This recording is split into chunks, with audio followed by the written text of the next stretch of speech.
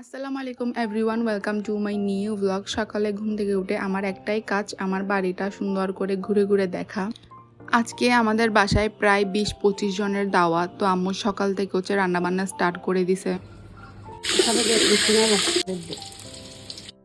দাওয়াতটা যেহেতু দুপুরের, আম্মু সকালে তাড়াতাড়ি ঘুম থেকে উঠে সবকিছু রান্নাবান্না শুরু করে দিছে। এই যে আম্মু এখানে চিংড়ির জন্য মশলাপাতি কষাচ্ছে। এরপর এই তরকারিটা রান্না করবে। এটার নাম কি?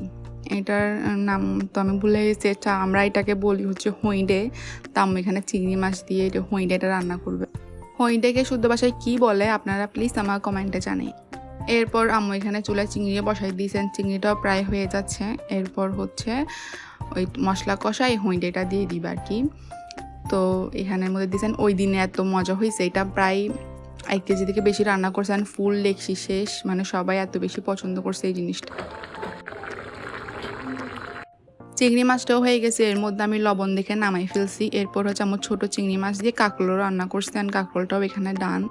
সব কিছু রান্নাবান্না ডান। আম্মু রান্না করছে মুরগি, কাঁকরোল, চিংড়ি মাছ, এরপর গরুর মাংস দিয়ে আলু দিয়ে ঝোল। এটা সবার আগেই রান্না করছে। এরপর এই জিনিসটা, এরপর ডিম।